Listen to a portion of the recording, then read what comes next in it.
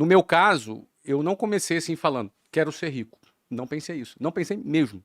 Você não queria ser pobre. Cara, eu... Porque quando você pegar o seu ônibus lotado lá 5 horas, você... começou assim, eu não quero andar de ônibus. Você tinha talvez um pouco de raiva.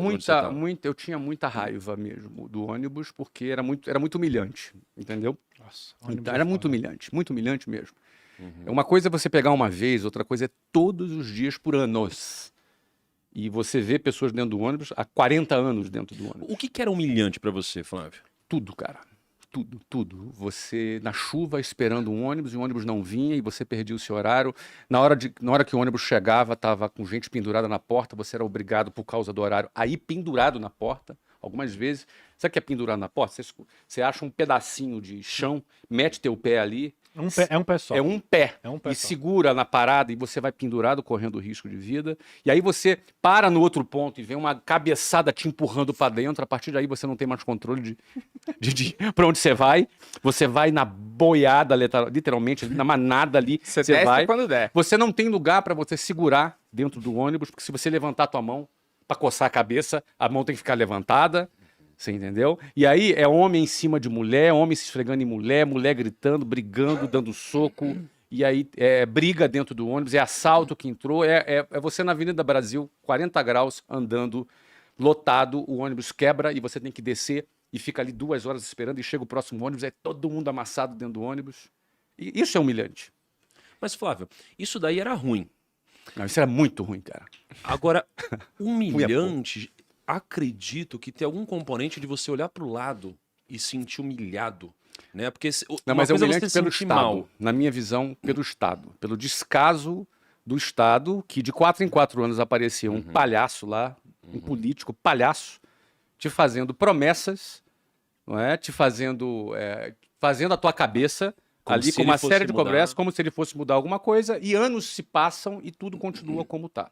Na realidade, isso é o reflexo do descaso do Estado com aqueles que têm uma exclusão geográfica, que é o que a gente chama, é o cara que mora longe, é o cara que mora na periferia.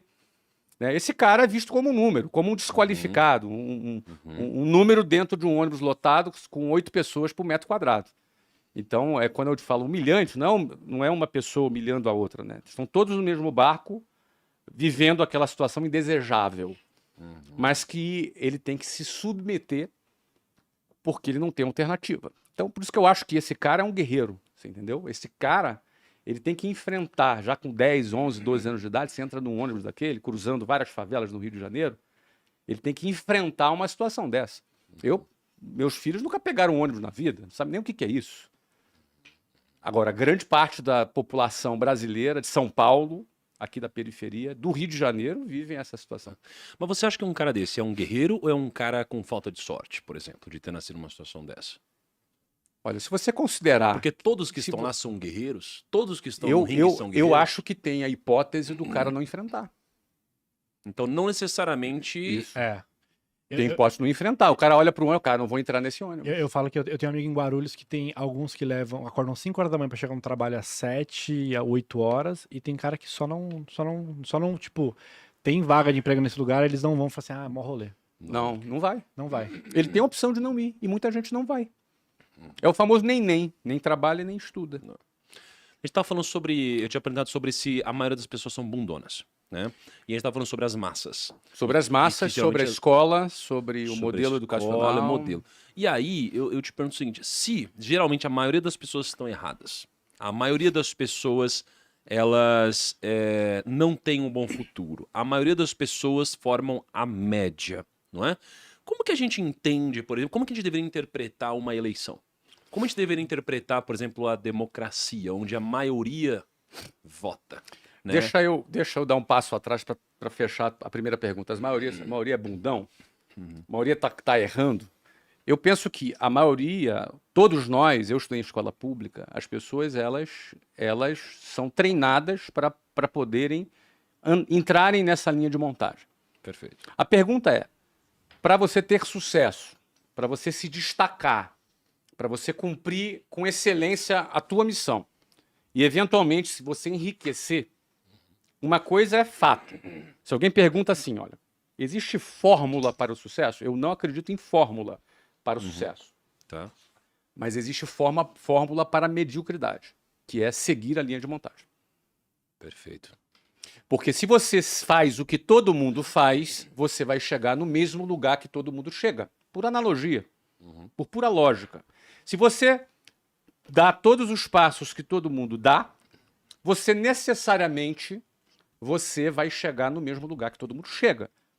E na melhor das hipóteses, você estar na média já é uma vitória. Entende. E a média é a mediocridade. Mediocridade é o lugar da média, das médias. E a maioria vai estar nas médias, com essa razão de Pareto, 80-20, 80%, não é? Vai produzir 20% e 20% vai produzir 80%.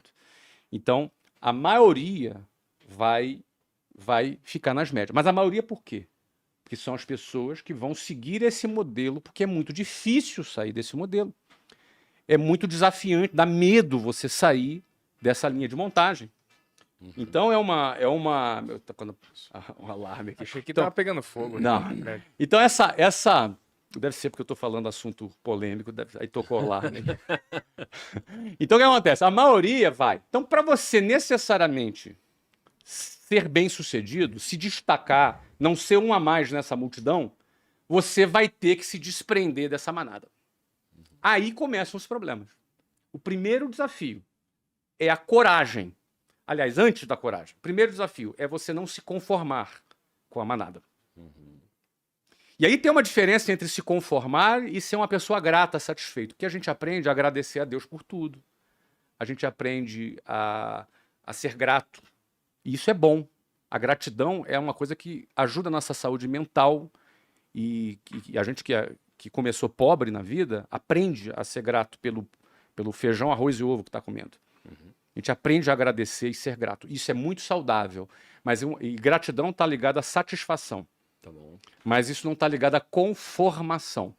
A palavra conformação está ligado à mesma forma, conforme, a mesma forma. Quando você se conforma, você ganha a mesma forma da manada. Se você se conforma, você será como a manada. Vai mugir como a manada. Vai andar dentro dela. Mas o primeiro desafio é você olhar para aquilo e falar, eu não quero isso aqui. Primeiro desafio, quem assistiu o filme Formiguinhas, antigão, fala justamente de uma formiguinha que não queria ser como formigueiro. Teve vida de inseto também, tem o mesmo arquétipo. Mesmo arquétipo. Então, o primeiro desafio é você olhar e falar, eu não quero isso aqui. O que é isso aqui? Você não quer A vida que trabalhar eu com levo. os outros, a vida que eu levo, o resultado que os outros O têm. futuro que tem. Porque quem não se conforma, ele pensa assim, eu estou seguindo a manada e eu vou chegar até onde nisso? Eu não vou chegar a lugar algum.